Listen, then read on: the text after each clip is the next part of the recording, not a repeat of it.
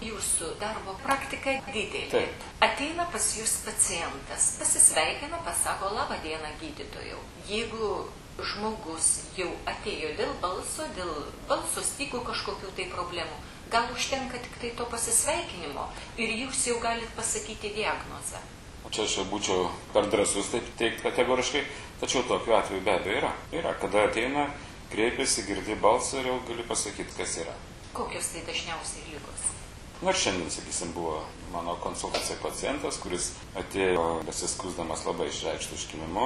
Balsas skambėjo taip, daktarė, mano toks balsas. Balsas buvo silpnas, negalėjo garsiau kalbėti. Mes kalbėjome apie jo nusiskundimus istoriją, aš jau mintyse iš karto turėjau tą hipotezę, kad tai yra, ko gero, vienpusis paralyžius, kad pas jį, ko gero, nejuda viena balso klostė. Na ir toliau, žinoma, aš atlikau tyrimus, vaizdo laringoskopiją, apžiūrėjau su endoskopu, mačiau padidintą vaizdą ekrane ir tai buvo tai, ką aš turėjau vien tik išgirdęs tą balsą. Tokių situacijų būna, žinoma, jos ne kasdien. Tai, ką padariau aš šiandien, kalbėdamas apie tai. Aišku, yra tai mano mokytojų patirtis, mano paties patirtis ne vienų metų. Visa tai yra padėta kažkur tai pas mane, vadinkime tą kietą diską.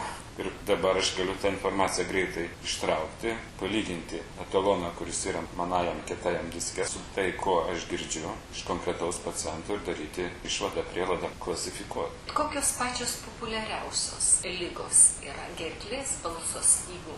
Populiariausios, tai tikriausiai reikštų, kuriam dažniausiai serga. Dažniausiai sergama, nusiskundimai dažniausiai. Na tai vienas iš dažniausiai, žinoma, jeigu tai paėmus, tai yra peršalimo ligos, kurios pasireiškia be kitų simptomų ir balso pokyčiais, užkimimo, tai atsiranda dėl balso klosčių paburkimo, gleivių atsiradus ir panašiai. Tai čia tokios, kaip sakykime, sąlyginai banalios ligos, jų yra daug ir žmonės dažnai nesikreipia, praeina savaime. Toliau yra kita grupė jau lėtinių ligų, kada užkimimas nepraeina per porą savaičių, tai jau mūsų požiūrį yra situacija, kurią reikia atkreipti dėmesį ir jau nepalikti savieigai, o būtų tikslinga, kad toks pacientas kreiptųsi į specialistą. Tai čia jau priežasčių vėl ištisa grupė. Tai gali būti kažkokie nepiktybiniai dariniai ant balso klosčių, atsirandantis, augantis, pradedant, sakysim, nuo balso klosčių mazgelių, kurie atsiranda kaip savotiškos nuospaudos ant balso klosčių dėl netaisyklingos fonacijos, tai yra per daug, per garsiai, per intensyviai, per aštriai kalbėjimo ar dainavimo. Na ir toliau vairūs nepiktybiniai dariniai, cistos, polipai, granulomos, yra tikrai daug. Toliau prasideda nepiktybiniai navikai. Grėsmingiausia ir dažniausia tai yra papiloma, yra navikas sukeliamas žmogaus papilomos viruso ir yra nepagydoma. Dainininkai, aktoriai, pranešėjai, radijo laidų vedėjai atsikelia vieną rytą ir jiems dingęs balsas. Ką jūs, kaip gydytojas, patartumėt? Kokia yra išsigelbėjimo priemonė? Na, galbūt čia individualiai priežasčių gali būti keletas.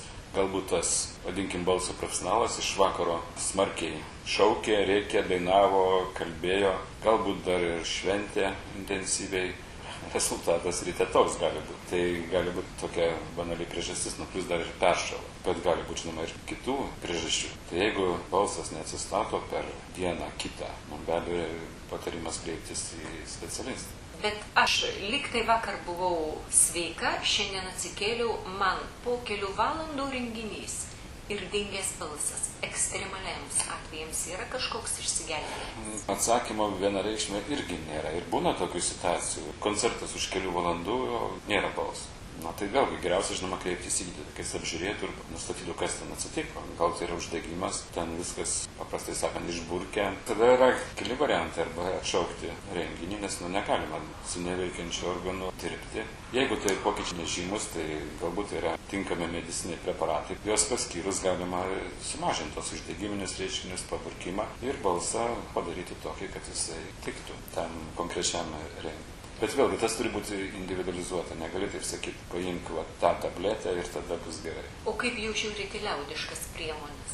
Žiūrint, kokios? Skalavimai, druska, jodas, šiltas vanduo. Dažniausiai šitos priemonės patenkina vieną iš pagrindinių Hipokrato principų - nepakenkt. Tai skalavimai su švelniais tirpalais tikrai nepakenks, bet ar padės, kyla labai daug abejonių, nes geriausiu atveju išskalaus pacientas, burną, galbūt šiek tiek ir giliau, bet tikrai ne balso klostes ir ne balso aparatą, tai neįmanoma, nepasiekia, bet tikrai nepakenks. Kokia rečiausia liga esate susidūrę savo darbo praktikoje? Turite omeny gerklų? Gerklų. Rečiausios ligos tai tikriausiai yra reti navikai. Mes dažniausiai suvokiam piktybinį naviką kaip vėžį. Mediciniškai vėžys tai yra konkretus piktybinio naviko tipas. Bet būna tokių, kurie labai retai pasitaiko, kurie sunkiai diagnozuojami ir gydymas irgi neaiškus. Tai va tokių retai karts nuo karto pasitaiko. Prieš kurį tai laiką teko operuoti pacientą, kuriai buvo diagnozuota balso klostės cista. O cista tai reiškia paprastai pūslelė užpildyta skysčių. Dažniausiai tai yra skystis, vėl nusiskundimas tas pats. Užkimimas, balso sutrikimas. Operacijos metu, per mikroskopą žiūrint, tai buvo aiški poepitelinė balso klostės cista, kurią mikrochirurginiais instrumentais pavyko nepažeidus kapsulę, ją kaip karuliuką iš pačios balso klostės pavyko išimti preciziškai.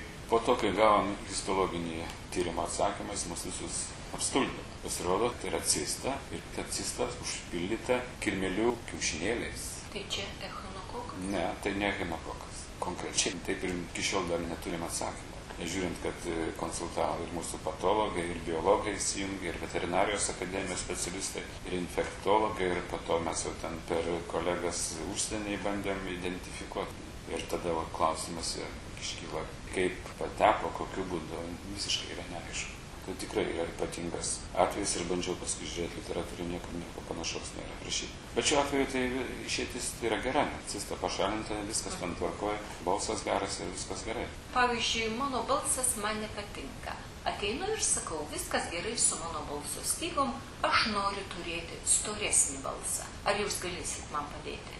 Taip, ir yra tinkamos operacijos, kurios gali balsą tiek pažemint, kaip jūs sakot, norėtumėt žemesnio, arba priešingai gali paaukštinti. Lietuvoje tai nėra populiarios operacijos, bet pasaulio darom. Vienas iš kontingentas tokių pacientų yra transseksualų, keičiantys lytį. Iš vyro į moters, lytis pakeičiama, viskas jau ideali moteris išskyrus vieną, balsas. Prabyla balsas vyriškas. Vėlgi tada kreipiasi į gydytojus ir atitinkamos operacijos metodikos, kurios leidžia balsą pakeisti, paaukštinti. Šiuo atveju būtų balso paaukštinti.